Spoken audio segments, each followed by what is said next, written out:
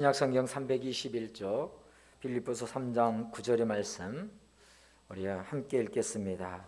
그 안에서 발견되려 함이니 내가 가진 의는 율법에서 난 것이 아니요 오직 그리스도를 믿음으로 말미암은 것이니 곧 믿음으로 하나님께로부터 난 의라.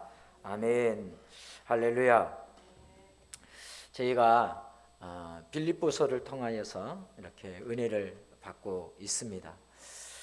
이 빌립보서를 통하여서 은혜를 받는 이 말씀이 우리에게 귀하고 복된 말씀입니다. 특히 이 3장을 통하여서요, 사도 바울은 우리에게 뚜렷하게 전달하고자 하는 메시지가 있어요. 3장을 보니까 빌립보 교회 성도들이요, 흔들리고 또 성도들을 혼란하게 했던 이유가 있는데요, 그것은 율법에 대한 올바른 이해가 부족했기 때문에 그렇습니다. 그래서 여러분, 복음과 율법의 관계를 잘 이해하지 못했기 때문에 율법주의자들이 말하는 의롭게 된다라고 하는 이것으로 인하여서 빌립보 교회 성도들이 혼란하게 된 것입니다. 그래서 율법주의자들이 말하는 율법을 지켜야 의로워진다라고 하는 것에 대해서 혼란스럽게 여겼던 거예요. 그래서 오늘 말씀은 은혜로운 하나님의 말씀이지만 어찌 보면 조금 더 이 신학적인 말씀이거든요. 그런데 이 오늘의 이 말씀은요, 여러분, 우리가 두고두고 상기해야 될 말씀이에요. 묵상해야 될 말씀이에요. 여러분, 오늘의 이 설교가 여러분들이 또 유튜브에 있으니까요, 듣고 또 들어야 할 만한 그런 설교라고 저는 생각합니다. 그래서 오늘 우리 청년들, 학생들, 또 새성도들, 우리 이 말씀이 굉장히 중요한 부분이지 않을까 싶어요. 사도 바울은 이런 율법주의자들의 율법에 대한 몰 이해를 경고하고 조심하라고 경고하고 권면하고 있습니다. 사실 우리 주변에도요, 목회자들이나 성도들도 마찬가지거든요. 율법에 대한 오해가 참 많아요. 율법과 복음에 대한 이 관계성을 정리하지 못해서 율법을 오해하는 경우들이 있단 말이에요. 여러분, 쉽게 얘기하면 율법은 누가 주신 것입니까? 하나님이 모세에게 주신 말씀이에요. 다른 말로 표현해 보면 율법은 하나님이 주시는 계명인과 동시에 성경의 말씀과 같은 거예요. 쉽게 표현해서 그래요. 그러면 그건 지켜야 되는지 말아야 되는지에 대한 고민을 할 때예요, 지켜야 된다라고 하는 것이 맞는 거예요. 그런데 이 복음은 또 무엇입니까? 복음은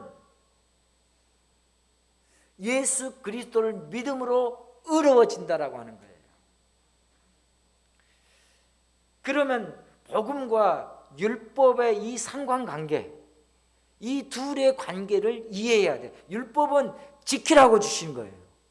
지킴으로써 거룩하고 의로워질 수 있다라고 하는 것이에요. 복음은 예수 그리스도로 의로워진다라고 하는 거예요. 그러면 우리는 이 두 가지에서 혼돈을 하는 거예요. 많은 사람들이 이 두 가지 가운데서 혼돈해요. 오늘은 죄송하지만요, 여러분들이 정말 죄송하지만 이 사람은요, 눈을 감잖아요, 귀는 들려요. 그 시간이 5초가 되면 자요. 미안해요. 정말 죄송해요. 제 경험을 얘기하는 거예요. 그러면서 누가 뭐라면 다 듣고 있어. 다 듣고 있다. 들려요. 분명히 들려요. 남는 건 아무것도 없어요. 분명히 졸고 있는 게 맞았어요. 제 경험을 얘기하는 겁니다. 그래서 이 율법에 대해서 오해를 참 많이 해요, 목회자들이. 그러다 보니까 성도들에게도 그렇게 가르쳐 왔거든요. 그래서 은혜로 말미암아 구원을 받았으니 율법은 지키지 않아도 된다라고 가르치는 경우가 대부분이에요. 그런가 하면 또 어떤 한 부류는요, 율법인 성경에 기록된 하나님의 말씀이니 반드시 지켜야 하는 것이다 라고 주장하는 것이 또 한 가지예요. 두 가지란 말이에요. 이게 오해예요. 이게 양극단이에요. 여러분, 이쪽과 저쪽으로 빠져버리는 양극단. 그런데 여러분, 오늘 이 두 가지가 다 옳으냐? 아니요.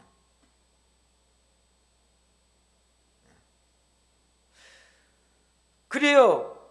예수 그리스도로 말미암아, 은혜로 말미암아 구원을 받았으니 맞아요. 율법은 지키지 않아도 된다? 아니에요. 구원 받았으니 더 율법을 지켜야 하는 게 정답이에요. 두 번째는 율법은 성경에 기록된 것이니 반드시 지켜야만 한다. 그래야 구원받을 수 있다. 반드시 지켜야 된다. 맞아요. 그러나 지킴으로써 구원받는다? 틀렸어요. 이 둘의 연관관계를, 관계성을 잘 이해해야 돼요. 이거 굉장히 중요하다고 그랬어요. 담쟁이 넝쿨을 가지고 여기다가 이렇게 좀 씌워놔야 될 필요성이 있어요. 이렇게. 어렸을 때 졸리면 담쟁이 넝쿨 갖다가 눈을 크게 했었는데요. 그래서 우리가 알아야 할 것은요, 어떤 사람들이 얘기하는 율법 폐기론주의자들이 얘기하는 율법이 악한 것이 아닙니다. 미워하고 대적할 대상도 아니고, 율법은 선한 것이고 율법은 귀한 것입니다. 율법은 존귀하고 주님이 하나님이 주신 것이에 찬양받기에 합당합니다. 율법이 선하다라고 하는 이유는 뭐냐? 하나님이 주신 것이기 때문에 그렇습니다. 로마서 7장 12절로 14절 우리 한번 지금 찾아보십시다. 여러분, 이런 성경 구절은 표시해놔야 돼요. 로마서 7장 17절로 14절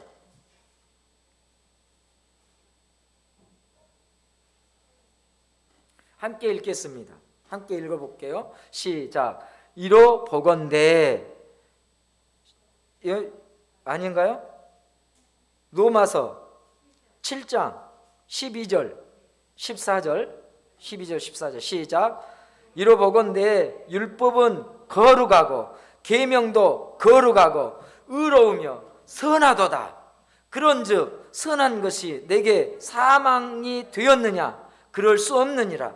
오직 죄가 죄로 드러나기 위하여 선한 그것으로 말미암아 나를 죽게 만들었으니 이는 계명으로 말미암아 죄로 심히 죄되게 하려 함이라.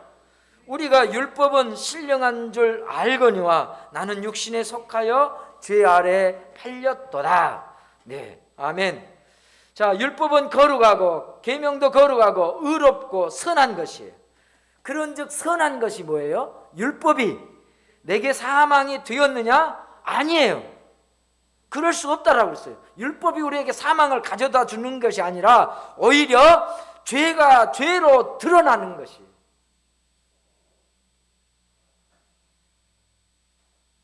법이 없었다면 죄는 죄가 되지 않았던 거예요.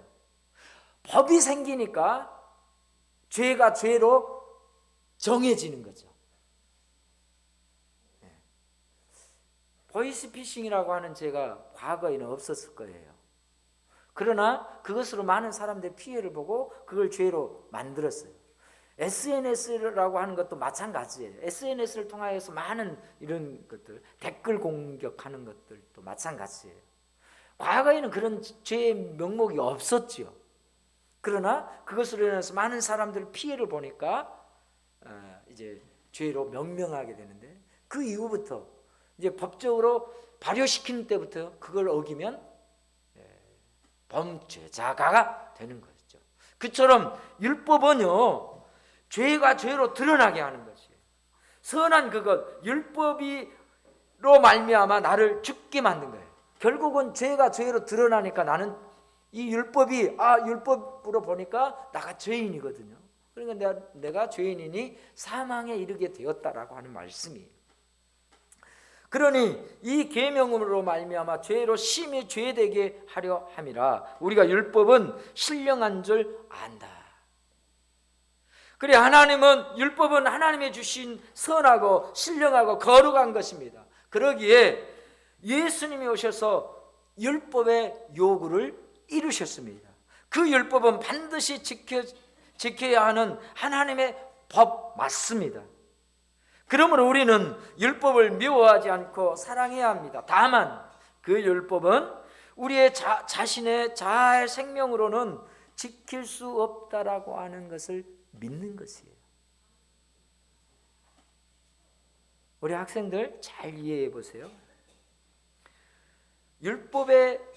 율법은 하나님이 주신 것이고 신령하고 거룩한 것입니다. 율법은 반드시 지켜야 하는 하나님의 법이 맞습니다. 그러나 그 율법을 우리 자아의 생명으로 지킬 수 없다라고 하는 것을 믿는 것이 필요해요. 그 율법은 뭐냐? 그 율법이 우리들의 몽학 선생, 초등교사가 되어서 은혜의 주 예수님 앞으로 인도하는 일을 행하게 합니다.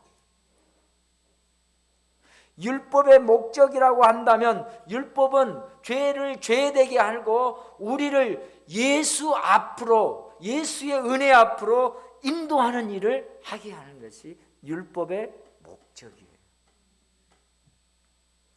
갈라디아서 3장 24절도 여러분 체크해 놓으시면 좋아요. 갈라디아 3장 24절. 이같이 율법이 우리를 그리스도께로 인도하는 초등교사가 되어 우리로 하여금 믿음으로 말미암아 의롭게 함을 얻게 하려 함이라. 믿음으로 의롭게 하기 위해서 율법이 초등교사예요. 다시 얘기해 볼까요? 예수 그리스도로 말미암아 의롭게 되는 것이 맞습니다.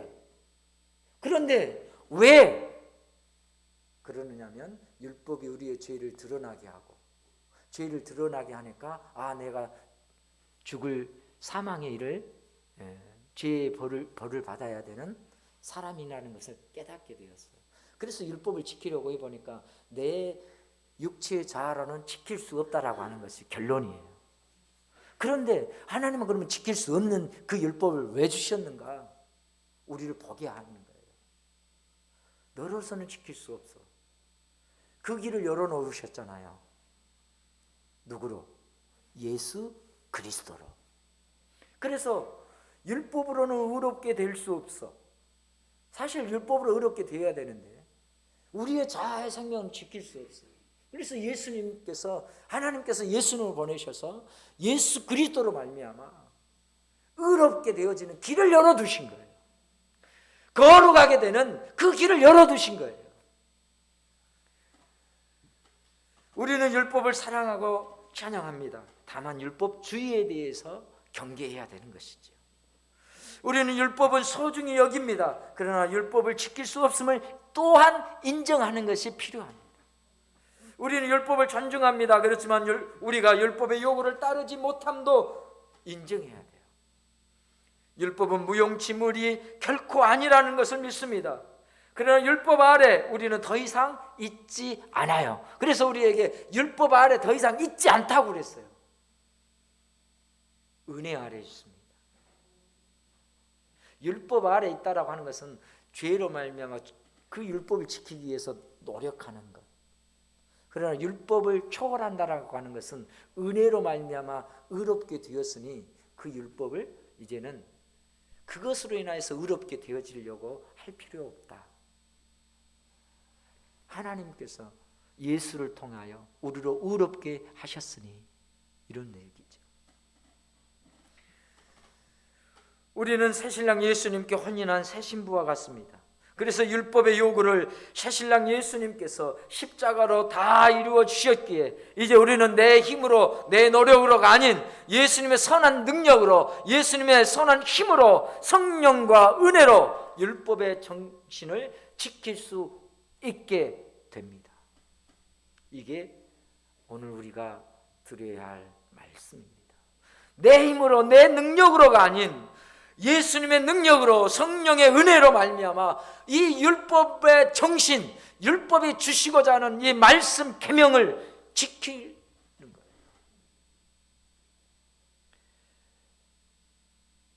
거예요.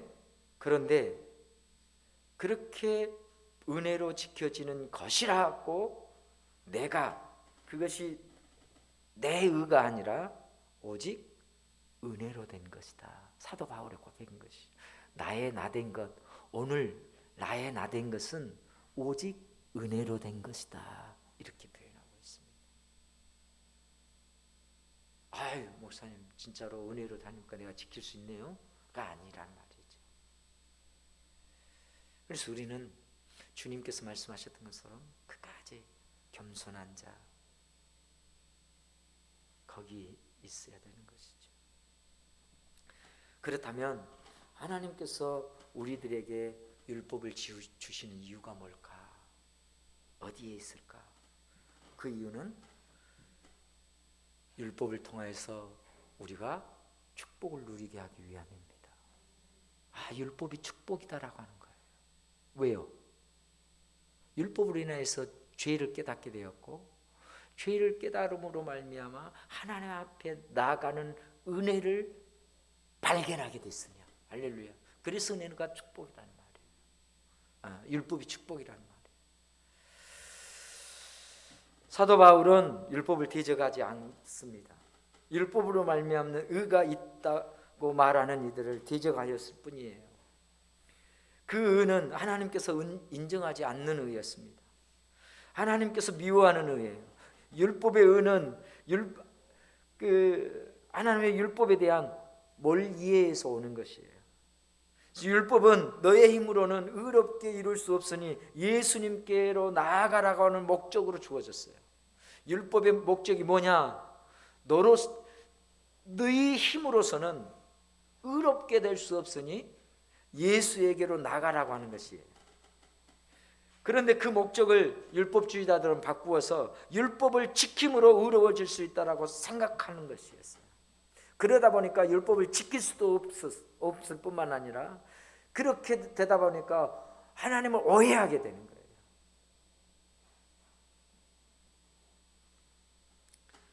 율법은 예수님으로 말미암는 그 앞으로 모든 사람들을 인도하는 데 목적이 있습니다. 그럼 율법은 실패했는가? 실패하지 않았습니다. 만약 율법이 우리를 의롭게 하기 위해 주어졌다면 율법은 실패한 것이 맞을 거예요.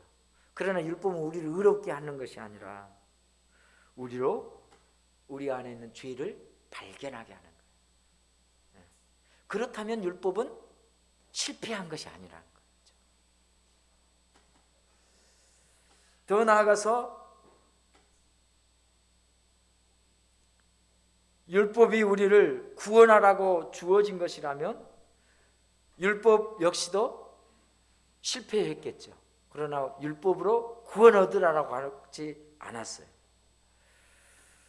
여러분 율법은 실패하지 않았고 율법을 주신 하나님도 실패하지 않았어요.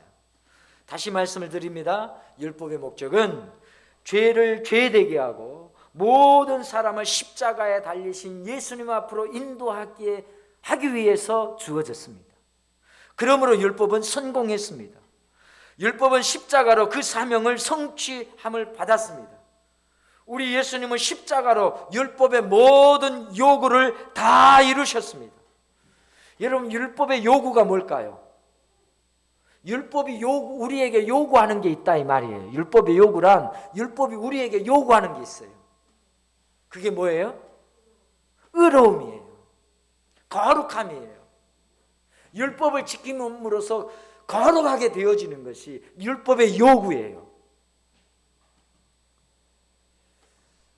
그러면 율법의 요구가 율법을 지킴으로 거룩하고 의롭게 사는 것인데, 그런데 율법을 행위로 거룩하고 의롭게 될 수 있나요? 율법의 요구가 우리에게 거룩하고 의롭게 사는 것인데, 이게 율법의 요구예요. 그러면 율법을 지킴으로써 우리가 거룩하고 의롭게 될 수 있지요. 있어요. 그런데 그걸 지킬 수 있느냐는 거예요. 하나님의 주신 모든 율법을 빠짐없이 다 지킬 수 있느냐는 거죠. 그게 딜레마이죠. 신앙생활하는 사람들이요, 열심히 신앙생활하다가 딜레마에 빠져요. 스스로 시험에 빠져요. 왜 그러냐면 바로 이것 때문에 그래요. 내가 주일도 한 번도 안 빠고 다녔고 11조도 잘했고 우상 숭배도 하지 않았는데 왜 하나님은 나에게 이런 일이 일어나게 되는지. 그래서 신앙의 딜레마에 빠지는 경우들이 허다해요. 율법의 요구를 내가 이룰 수 있다고 생각했던 거죠. 그래서 우리 예수님께서 이 율법의 요구를 이루어 주셨습니다. 다시 얘기하면 율법의 요구는 거룩하고 의롭게 되는 것인데, 그 율법의 요구를 예수님께서 이루으셨다는 것은 예수님이 우리로 거룩하고 의롭게 되는 길을 열어두셨던 거예요. 그래서 예수님이 이렇게 말씀하시잖아요. 내가 율법을 폐하러 온 것이 아니라 완전하게 하러 왔다. 할렐루야. 율법의 요구를 이루어 주셨잖아요. 누가? 예수님이.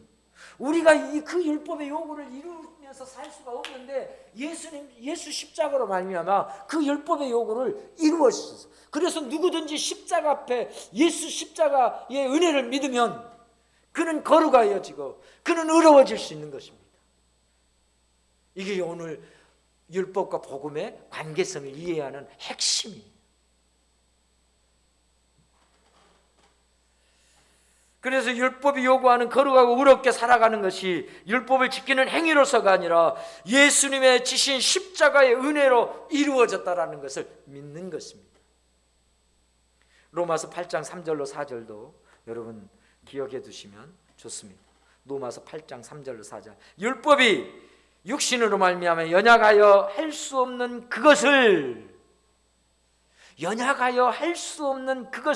육신으로는 연약하여 할 수 없는 그것을 하나님은 하시나니 곧 죄로 말미암아 자기 아들을 죄 있는 육신의 모양으로 보내어 십자가에 보내어 육신의 죄를 정하사 육신을 따르지 아니하고 그 영을 따라 행하는 우리에게 율법의 요구가 이루어지게 하려 하심이라. 율법의 요구가 이루어지게 하려 하심이라. 그 영을 따라, 육체를 따르지 아니하고 그 영, 성령의 은혜로 말미암아 말이죠. 하나님은 율법을 영원한 것으로 주셨습니다. 율법은 성경의 이름과 같이 예수님께서 말씀하신 것 같이 1.1획도 없어지지 않게 주셨습니다. 예수님은 율법을 폐하거나 무효화시키러 오신 것이 아니라 오히려 그 율법의 요구를 완벽하게 이루기 위해서, 그래서 완성하러 오셨다라고 말씀하십니다. 예수님께서 십자가에서 다 이루신 것은 우리를 향한 율법의 요구를 이루신 것입니다. 그러므로 율법은 예수님의 적도 아니요 은혜의 대적도 아닙니다. 우리가 경계하는 것은 율법이 아니라 율법주의인 것이죠. 율법은 내 힘과 결단으로 의로워질 수 없으니 예수님께 나아가는 데 목적이 있습니다. 그러나 율법주의는 내 힘과 노력으로 의로워져야 한다라고 가르치기에 사도 바울도 경계하라고 말하고 있고, 우리도 그 사실에 대해서는 경계해야 되는 것이죠. 이 율법과 복음에 대한 관계는요, 많은 신학자들이 책을 통하여서 얘기해 주는데, 오늘 김형익 선교사라고 하는 분이 율법을 주신 목적을 이렇게 써놓으셨는데요, 오늘 얘기하는 얘기하고 똑같아요. 한번 제가 읽어드릴게요. 율법은 지켜서 구원받으라고 주어진 것이 아니라 우리의 실패를 드러내기 위해서 주어졌다. 이와 같이 율법의 궁극적인 요구가 하나님의 온전하심이라면 율법은 지켜서 구원받으라고 주어진 것이 아니라는 사실이 분명해진다. 그렇다면 율법이 주어진 이유가 무엇입니까? 율법은 인간에게 너 자신을 알라라고 하는 메시지를 주고 자신의 실체를 보여주려는 의도로 주어진 것입니다. 하나님은 율법의 거울을 정확히 대면하지 않고 숨으려는 우리를 그 거울 앞에 세우시려고 고난을 주시기도 합니다. 이 의미를 이해할 수 있기를 바랍니다. 고난의 상황에 들어설 때에 율법이 비추어지는 자신의 실상을 부인할 수 없기 때문에 그렇습니다. 고난은 우리를 멋있게 보이도록 치장해 주는 교양, 지식, 체면, 이런 것 등 모든 것을 벗겨내고 우리의 실상을 드러내는 역할을 한다. 결국 고난은 율법에서 벗어나서 있기 때문에 그런 거. 그래서 율법이 우리의 우리의 실상을 보게 하고 고난으로 인해서 그걸 깨닫게 되는 거예요. 내가 율법에서 벗어났으면, 말씀에서 벗어난 삶을 살았구나라고 하는 것을 깨닫게 하는 거죠. 사도 바울은 빌립보 교회의 성도들에게 복음과 율법의 관계에 대해서 바르게 가르치고 있습니다. 오늘 우리에게 그 관계성을 가르쳐주고 있습니다. 복음과 율법은 대적하는 사이가 아니라 하나라고 하는 사실입니다. 그래서 사도 바울은 빌립보 교회에 율법과 예수님의 관계를 바르게 가르쳐주는데, 율법은 예수님을 바라보게 하고 예수님은 율법을 성취하셨다라고 하는 말씀입니다. 그리고 사도 바울은 빌립보 교회 성도들에게 율법과 율법주의를 바르게 가르쳐 줌으로써 율법은 선하나 율법주의는 이단이니 경계하라라고 하는. 그래서 사도 바울은 율법과 은혜의 관계를 바르게 가르쳤습니다. 그리고 율법은 은혜로 주어졌고 은혜는 율법을 지킬 수 있는 힘을 준다라고 말합니다. 그래요, 우리는요, 구원받은 은혜로 말미암아 구원받은 백성들은 율법과 멀리 사는 것이 아니라, 처음에 얘기했죠, 율법이 필요 없는 것이 아니라 더더욱 율법을 지키기 위해서 수고하고 노력하는데, 그 수고와 노력도 하나님의 주신 은혜를.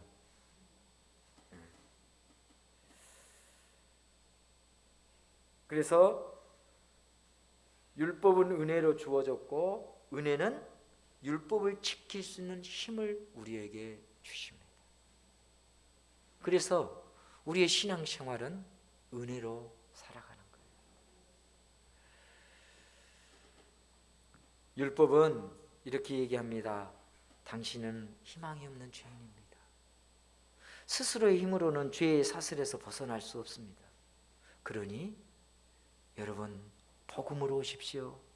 은혜이신 예수님께 찾아가십시오 라고 외치는 광야의 소리와 같습니다.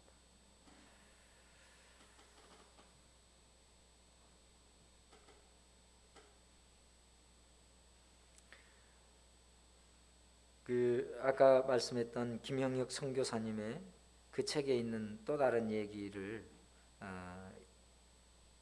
읽어드릴게요. 율법과 복음을 혼돈하면 의지로 신앙생활하려는 유혹에 빠지기 쉽습니다. 여러분, 이 책을 여러분들이 읽어보면 이해를 하는데요, 말로 들으니까 잘 안 되는 겁니다. 율법과 복음을 혼돈하면 나의 의지로 신앙생활을 하려는 유혹에 쉽게 빠지게 됩니다. 즉 주 예수 그리스도께서 나를 대신하여 다 성취하신 율법의 요구를 내가 순종과 의지의 노력으로 다시 채우려고 함으로써 자기 의를 쌓게 되는 것입니다. 그것까지도 내가 해야 된다라고, 반드시 해야 된다고. 신앙생활 하는 사람들의 이 참 맹점이 그거예요. 강요하는 거예요. 부모님들이 자녀들의 신앙을 너무 강요하는 거예요. 너무 강요하는 거예요. 그 법에서 떠나지 않아야 됩니다. 그러나 그것을 지키도록 너무 강요하는 거예요. 딱 책상을 쳐가면서 야, 예수 믿는 사람은 그렇게 하면 안 돼! 라고 하는 잣대로 말이죠. 그게 아니라 우리 자녀들에게요, 은혜로 사는 법을 가르쳐 주는 거예요. 은혜를 누리는 것을 가르쳐 주는 거예요. 우리가 은혜 입은 사람이라는 것을 깨닫게 해주는 거예요. 은혜 입은 사람들은요, 반응하게 되어 있거든요. 사랑을 받는 사람들은 반응하게 되어 있는 것이지, 책상을 치면서 종아리를 회초리로 치면서 가르치는 것이 아니더라는 거죠. 진짜 사랑은 느끼게 해주는 거예요. 깨닫게 해주는 거예요. 진짜 하나님의 사랑은 우리에게 깨닫게 해주시고, 그 은혜가 우리로 깨닫게 하는 힘인 줄로 믿습니다. 이제 말씀을 정리합니다. 오늘 좀 어려운 설교였습니다. 딱 새해 첫 때부터 교리적인 설교를 했네요. 그러나 매우 중요한 설교입니다. 우리가 가진 의는 율법으로 말미암는 의가 아니라 믿음으로 말미암는 의예요. 하나님께로부터 나는 의예요. 예수님께로부터 나는 의입니다. 우리가 심판대 앞에 가지고 갈 의가 바로 이 하나님께서 주신 의예요. 그 의만이 우리를 거룩하게 하고 자유하게 합니다. 그 의만이 사단의 공격에서 막아낼 수 있는 방패입니다. 그 의만이 우리로 천국 백성 삼는데, 그렇다고 그 의를 우리가 자랑 삼을 수 없습니다. 왜냐하면 행위로 이룬 것이 아니니 하나님의 은혜로 얻은 의이기 때문에 그렇습니다. 사랑하는 성도 여러분, 하나님이 주시는 의만 의지하고 붙들고 자랑하는 저와 여러분 되시기를 예수님의 이름으로 축복합니다. 그렇게 살기로 다짐해 본다면 우리 큰 소리로 아멘 하십시다. 그래요, 우리 함께 찬양해 볼까요? 주의 보좌로 나아갈 때